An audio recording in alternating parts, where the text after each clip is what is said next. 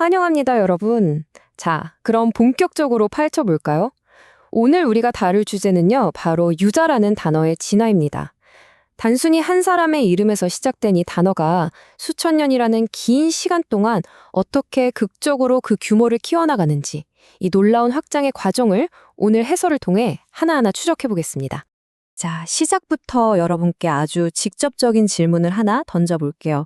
유다, 그는 대체 누구이며 또 무엇일까요? 아마 여러분마다 떠올리는 이미지가 다 다를 겁니다. 어떤 분들은 성경에 나오는 인물을 떠올리실 거고, 또 어떤 분들은 고대의 영토나 종교적인 상징을 떠올리시겠죠? 맞습니다. 바로 이 한 가지 이름이 가진 다양한 의미 때문에 헷갈리시는 분들이 꽤 많거든요. 오늘 먼저 그 흔한 혼란부터 깔끔하게 정리하고 가겠습니다. 원문 자료들을 살펴보면요, 이 유다라는 단어를 크게 네 가지 차원으로 설명하고 있습니다. 첫 번째는 흠집도 많고 결함도 있었던 한 사람, 즉 족장이었고요. 두 번째는 고대 이스라엘의 아주 강력한 지파를 뜻합니다. 세 번째는 수백 년간 존재했던 거대한 지정학적 왕국의 이름이기도 하죠. 그리고 마지막 네 번째는 궁극적인 메시아 예언으로 이어지는 영원한 영적 유산입니다. 한 사람의 평범한 이름이 어떻게 이 모든 거대한 의미를 다 품게 되었는지 정말 흥미롭지 않나요? 오늘 우리가 따라갈 로드맵입니다. 1장 야곱의 아들 유다, 2장 유다의 과후와 성장, 3장 막강한 유다 지파, 4장 유다 왕국과 그 최후, 그리고 5장 영원한 왕권의 계보 순서로 진행됩니다. 한 개인의 얽히고 설킨 가족사에서 거대한 역사적 전쟁들로 시야를 넓혔다가 다시 영적인 계보로 주민하는 과정이 될 겁니다. 그럼 1장 야곱의 아들 유다부터 시작해보죠. 그는 밧단 아람이라는 곳에서 족장 야곱과 그의 아내 레아 사이에서 네 번째 아들로 태어났습니다. 그런데 유다의 삶은 형제들과는 조금 다른 궤도를 그리기 시작합니다. 그는 형제들을 떠나 아둘람이라는 곳에 정착하는데요. 거기서 가나안 여인과 결혼해 엘 오난 셀라라는 새 아들을 얻게 됩니다. 단순히 독립을 한 것처럼 보일 수도 있지만 사실 이 선택은 앞으로 벌어질 아주 드라마틱하고 복잡한 가족사의 첫 단추가 되거든요.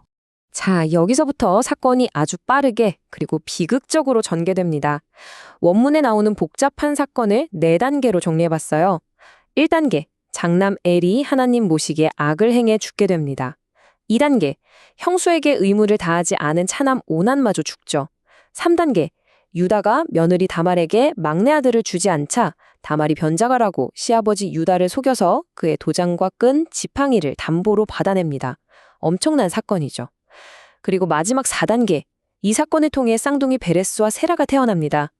아주 파격적인 스캔들이었지만 결국 모든 진실이 밝혀졌을 때 유다는 변명하지 않습니다. 오히려 다말이 자신보다 옳도다라며 자신의 잘못을 깨끗하게 인정하죠. 이어서 2장, 유다의 과오와 성장입니다. 방금 보신 것처럼 허물 많던 유다가 형제들과의 관계 속에서 얼마나 엄청난 내적 성장을 이루어내는지 살펴보겠습니다. 이 슬라이드는 화면에 보이듯이 그 극적인 변화를 아주 기가 막히게 보여줍니다. 왼쪽 과거의 유다를 보세요. 형제들이 동생 요셉을 죽이려고 할 때 그걸 말리긴 했지만 결국 이익을 챙기기 위해 요셉을 노예로 팔자고 제안했던 인물이었습니다. 그런데 오른쪽 현재의 유다는 어떨까요? 이집트에서 막내 동생 베냐민이 염원이 노예로 붙잡힐 위기에 처하자 베냐민 대신 자기 자신을 인질로 내놓겠다고 간청합니다. 철저하게 이기적이었던 사람이 완벽한 자기 희생의 아이콘으로 변모한 거죠. 놀라운 구원의 서사입니다.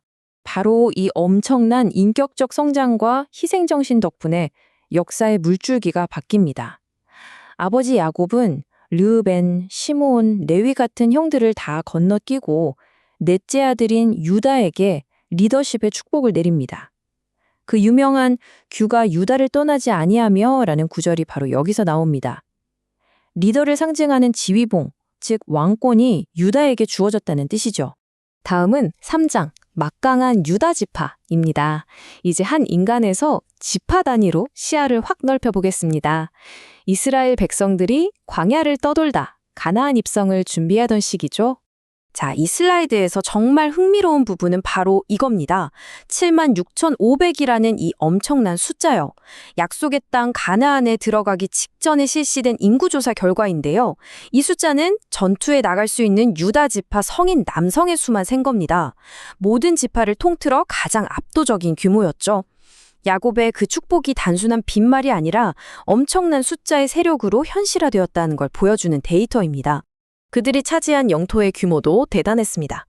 지도를 그려보면요. 북쪽으로는 요단강에서 지중해, 남쪽으로는 사해에서 가데스바네아, 동쪽은 사해, 그리고 서쪽은 지중해와 블레셋 영토까지 뻗어 있었습니다. 팔레스타인 남부의 알짜배기 땅을 다 차지한 거죠. 또 하나 덧붙이자면 남쪽에 있던 시므온 지파는 시간이 지나면서 자연스럽게 이 막강한 유다 지파 안으로 완전히 흡수되어 버립니다.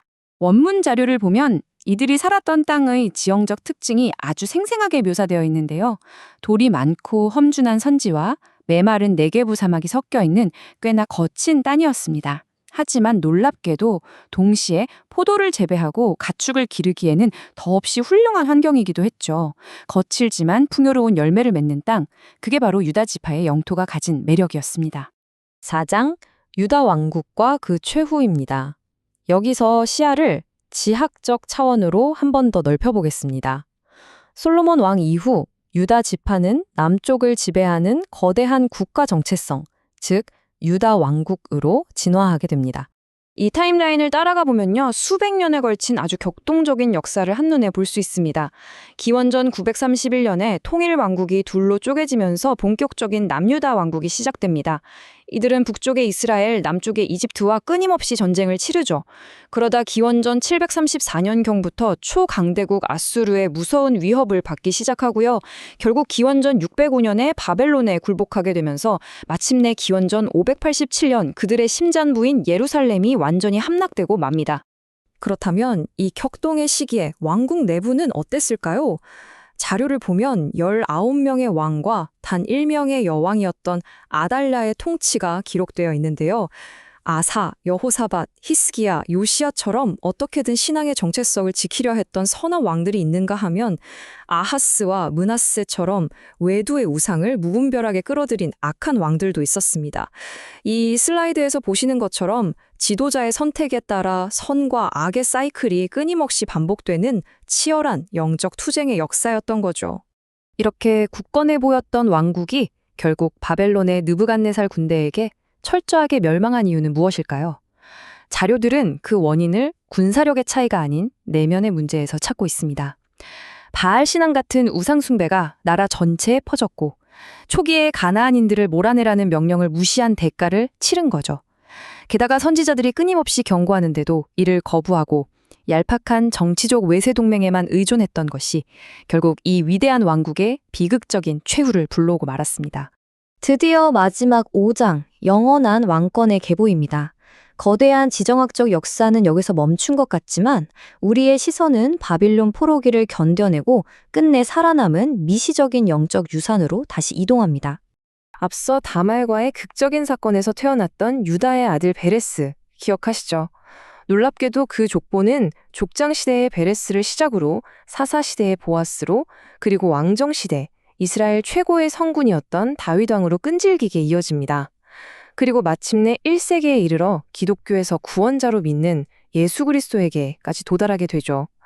국가가 멸망하는 그 엄청난 폭풍 속에서도 고대의 텍스트에 기록된 그 혈통은 기나긴 시간을 관통하며 역사적으로 성취된 겁니다.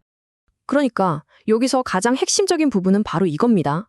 원문 자료는 아주 오래전 아버지 야곱이 유다에게 남겼던 규가 유다를 떠나지 아니하며 치리자의 지팡이가 그 발 사이에서 떠나지 아니할 것이라는 그 고대의 축복이 어떻게 궁극적인 메시아 예언과 직접적으로 연결되는지를 담담하게 보여주고 있습니다.